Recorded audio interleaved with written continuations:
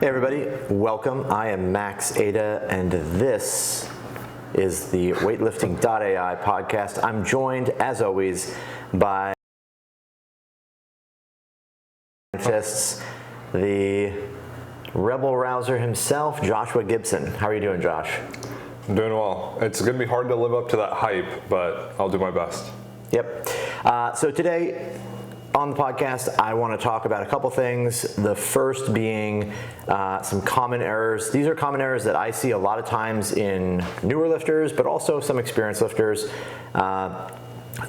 Everyone's covered these kind of topics a lot, but I want to cover it in sort of a formulaic way. I want to ask, I've got an error. This is a common thing we see all the time.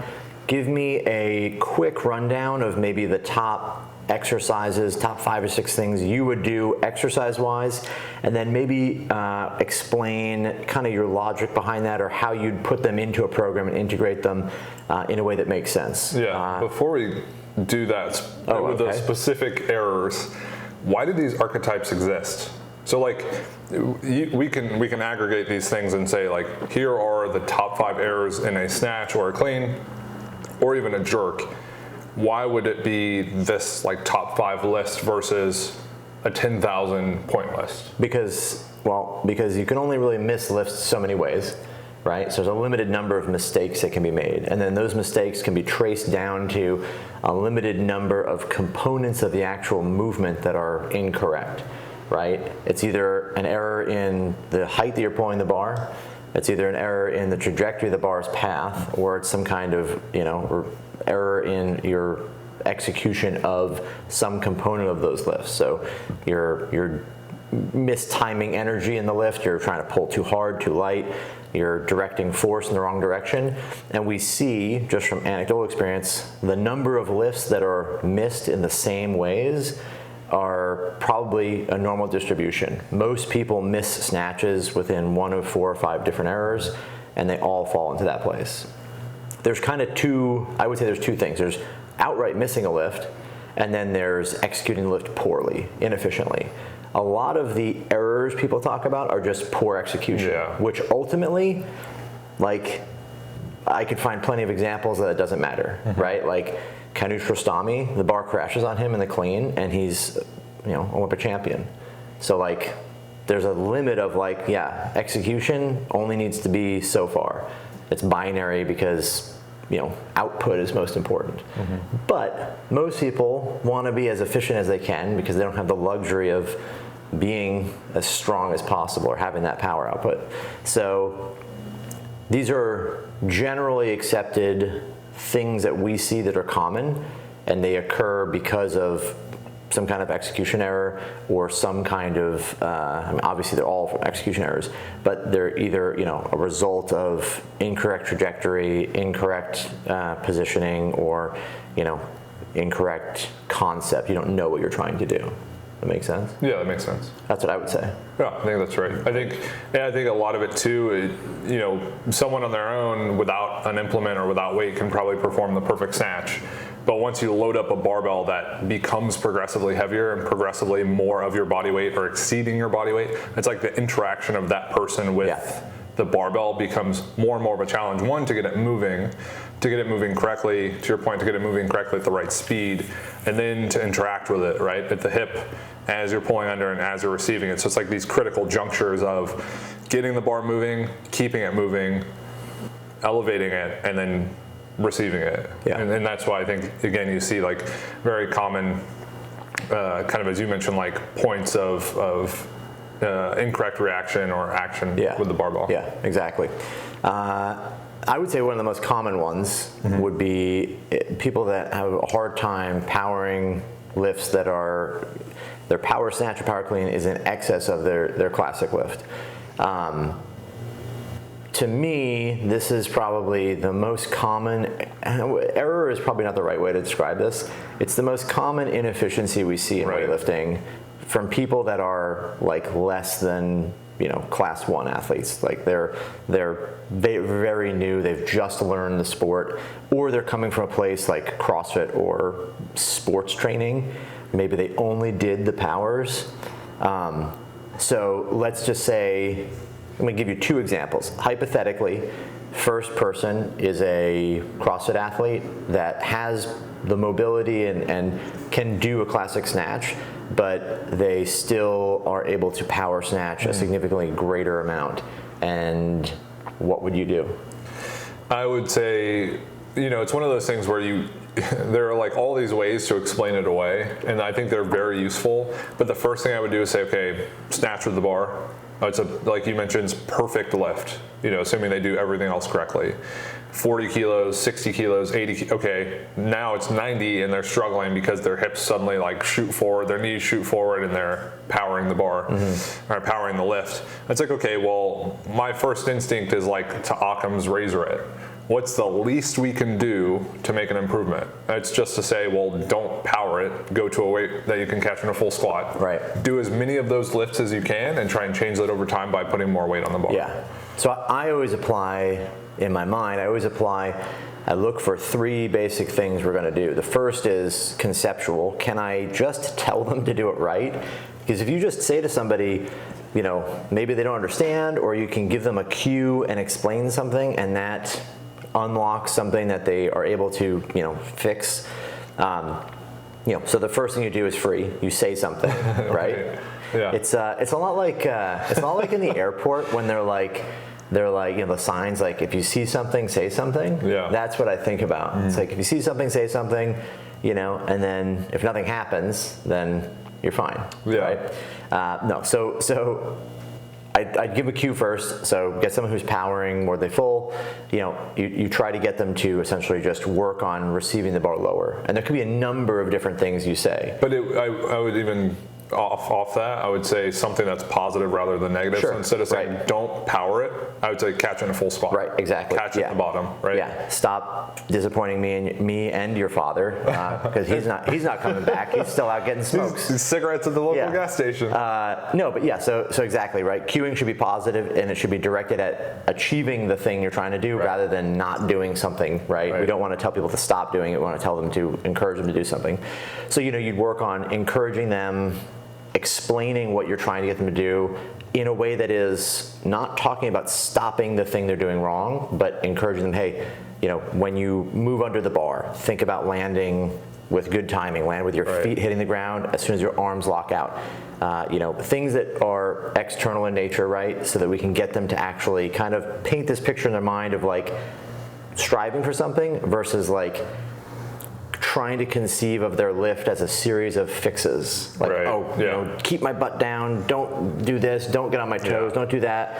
You just say, hey, I want it to feel like this, or I want you to try to do this thing. So cueing first.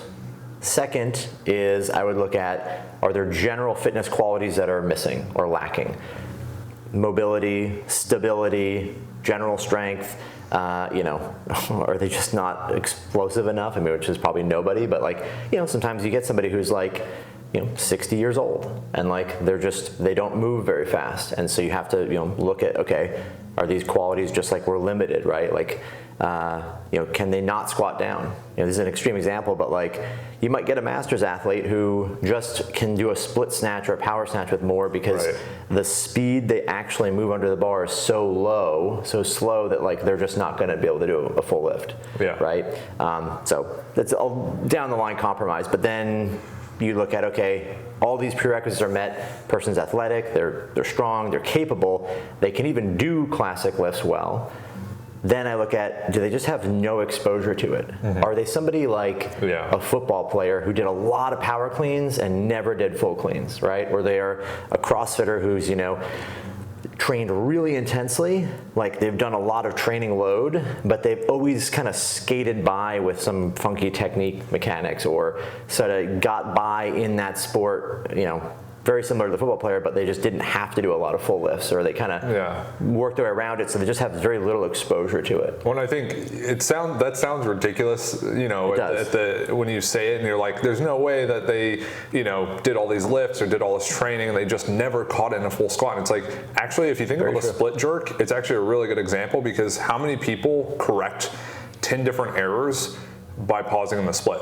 Yeah. When they receive it, yeah. it's just because they spend such little time there and they rush out of it. Yeah.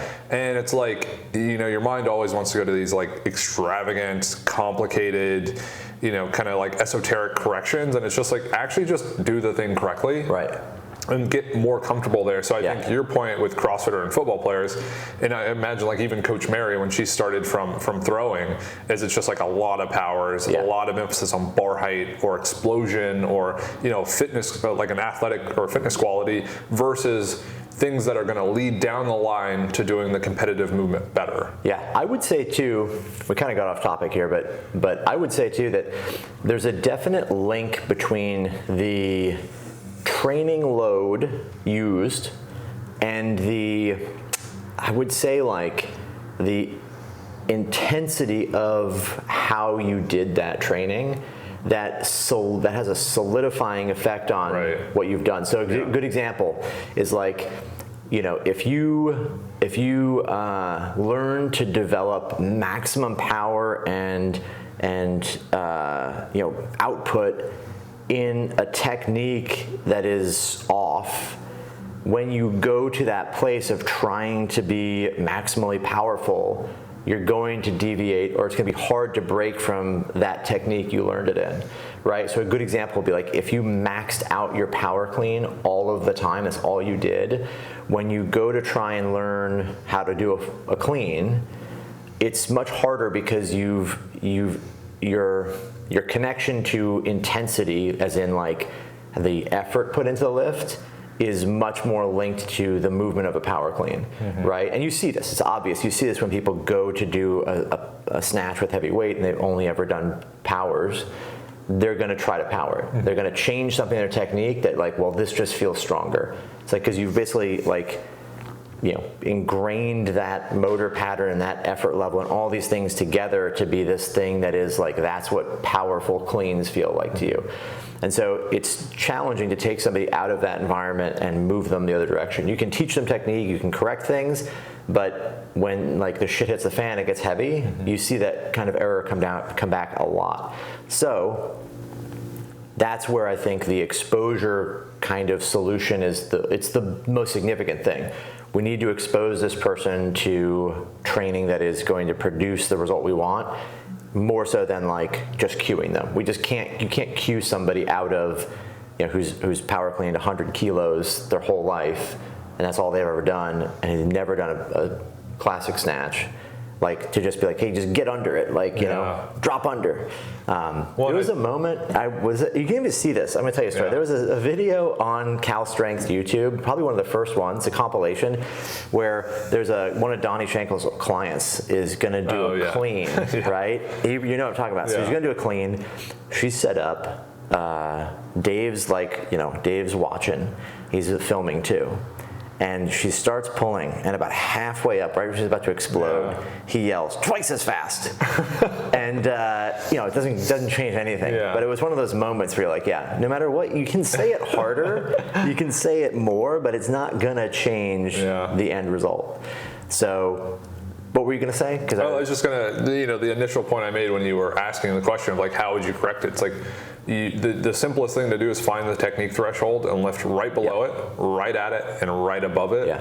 And probably in that like stepwise fashion of start at a weight where it's nearly perfect, air quotes, and then ramp up progressively and slowly enough that to where once you kind of hit that hitch, or you power more than you full, you can make a correction and execute it correctly, and then try to challenge yourself again and again and again, kind of living at that edge where most of the lifts are 3 whites, 2 whites, 1 red. Yeah, exactly. If you're using, the weightlifting.ai and the rating system, and you're able to like aggregate a bunch of really quality lifts that are going to influence ultimately what you do when it's heavy and you're anxious and scared or unsure of the result. Yeah, I agree with that 100%. I think that's probably what most coaches are really doing when they're coaching is, when you look at somebody's lift, you've seen thousands of lifts, tens of thousands of reps, and you see someone do some kind of error, good coaches will basically take that lifter down to a place where they can execute it right, but it's at the threshold. And that threshold should be a place where it's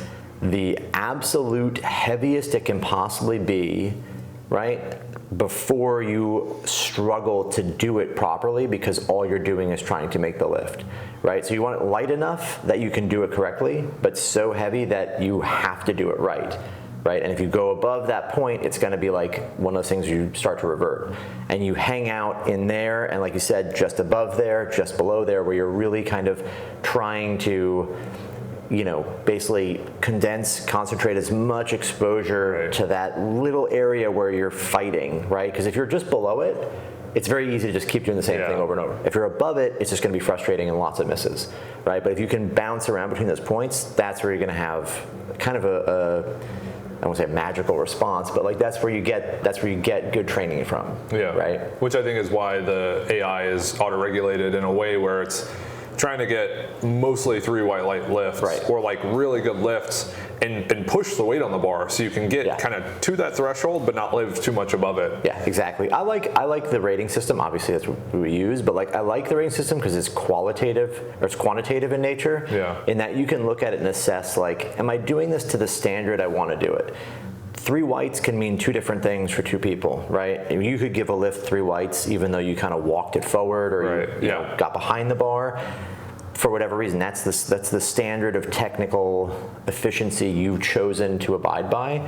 But you could also be someone who's like, it needs to be perfect. If it's not, I'm going to rate it with a red, and that gives me a marker, an indicator that I know, hey, this needs to get better each time. Yeah. And then you can be a little more lenient with it, right? But same for coaching. Right? Yeah. I actually know an athlete I had who is a coach uses the light system with his athletes. Oh, very cool. Yeah, not with the app, so we're gonna have to charge him for royalties. But yeah, so kind of back to where we were. Let's say you have someone who's doing power. They power way more than they can full snatch. You know how you're going to approach solving the problem. Yeah. What do you do now as far as exercise selection? And obviously, it's a loaded question. You and I both know it's a dumb question to ask because you don't know the person, you don't know how they're moving. But is there a set of things that you would say, okay, you don't know a lot about this person. Yeah. What can you throw at them, and how would you throw it at them in a way that's gonna, to a large degree affect them? Yeah, so I think you start kind of, as you mentioned, conceptually getting them to understand what they want to do or what they should be doing. And then I would start with just light load training, right? Just like reduce the training load altogether. Reduce the training load altogether. Make sure it's light enough that they can master the movements, and then start to like build into some momentum of like putting weight on the bar and executing correctly. Because I just started working with a masters lifter. Her name's Liz, and she struggles with powering when it's really heavy. She'll like power and then miss the power in like, the weight before she was able to full clean it perfectly. I don't know if you've ever heard this, but my coach used to say, a missed power is a full. Yeah, that's right. There's no missing powers. That's right. It doesn't happen. Yeah, and Liz has done a great job of cleaning this up, and I think a lot of it has been, one, picking the right weights. I think that a coach's duty is to know what weights someone can handle and how you have to progress those over time. And then honestly, her snatch has been almost nearly transformed with just no hook, no feet snatches. Again, constraining the movement. All of these videos we're going to do just come back down to no hook, no feet. But it's constraining in a way where you're reducing the complexity of it and you're giving them the best shot to move up and down. Yeah. And so a lot of people who struggle, they either over pull or they kick the bar so far out that they're just off balance when they go to receive it. So if you struggle with over pulling, kind of take the hook grip out. If you struggle with kicking the bar really far away, you don't move your feet. And you put those together, it's this really dynamic combo where now she performs no hook, no feet snatches, and they look flawless. She goes to do a full snatch or a low hang snatch or some variation, and it's like smooth and transition into the bottom well. And the no hook, no feet snatch, what it does, it just reduces the load. So again, it's like more easily able to be full snatched rather than powered. Yeah. Interesting. What about overhead work? Yeah, so we do a lot of overhead squats too. But I generally find that, like, maybe for Liz, she's a good example, is she has plenty of overhead strength. Yeah. She's really strong. So what we'll do is we might put in a complex pause overhead squat, more so to work on priming the position for the next set. And then we'll do overhead squat work just to, again, build more comfort, just like more commitment to, okay, we're getting really strong here. I've done more weight than I've ever snatched, so I should have have the confidence that I can get there if I need to.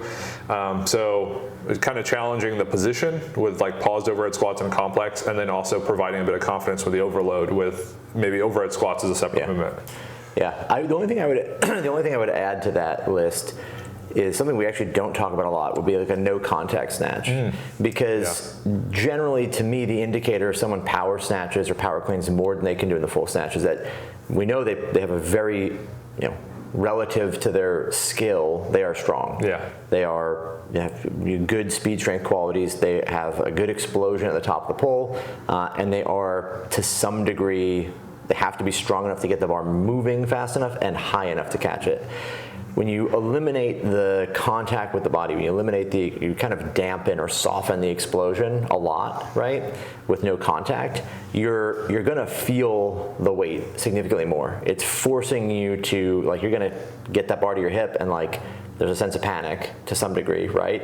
But you also can tell that you have to continue applying force even as you start moving under. And so you stay a little bit more connected to the bar. Very similar to like no hook, no feet, in that you don't have the hook grip, so you don't have the ability to generate a little bit more explosion at the top. But the no contact kills that even more. And generally you do no contact like with no feet as well, right? And usually no hook too. So it's like kind of this even further removed state where now it's suddenly like what I would even call like the first time I saw the exercise no contact was actually like, it was described as like a muscle snatch into the squat, right? And that I think is a great exercise because it just, like I said, it just does a great job of doing what the no hook, no feet does, but also removing even more of that explosive second pull from the lift. And what's funny is I would actually use no contact lift as a way to build, not build powers, but like build strength in a way where people are able to pull the bar correctly and pull it higher. So like, for example, Natasha, another lady that I coach, I give her no contact powers because she struggles to power a lot of weight. She's kind of weak. She has great technique. So it's like, I know she's not going to change her movement if we do too many no contact lifts, which like some coaches would say, I don't do it. You would start to overpull with the arms, get too much upper body involved, which is a different topic for a different podcast maybe. But it's actually to reinforce that pull, to remove the bump and to allow the athlete to kind of like lift the bar a little more aggressively with the upper body. So it's a little bit more of a challenge. I would say it's actually great for both reasons, depending on what you need. And if you can coach to what you need, you can use it effectively. Awesome. I think that summarizes it pretty well. So to wrap up, what you do, someone with no brain, someone with, I was just thinking that, someone who powers more than they full. Basically, this is the process, is reduce the intensity, right? So take the load down to lifts that you can do well, or in really most cases is just, adhere to the rule of training with weights that are just below and just above your technical max or technical capability. So stop trying to go heavier, focus on developing more of that skill right around that problem area intensity. Throw in a lot more no hook, no feet, more constrained lifts, a lot more maybe no contact lifts. Don't do a lot of powers. I think that was an obvious one we didn't actually say. Don't do any powers. Don't do powers, right? And then some supplementary upper body work. I would say, pause, or like you said, pause overhead squats, simply to build some familiarity there. If somebody has weakness in their upper body, it might correct it. If they don't have weakness, it's probably not as big a deal. Snatch balances and drop snatches.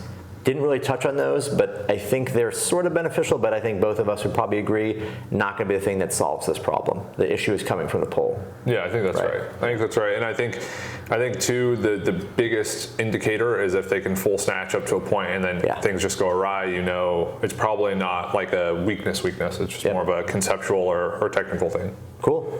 All right, if you guys like that, go ahead and check out the rest of the YouTube channel. We've got a ton of videos on here. We're releasing a podcast at least every week.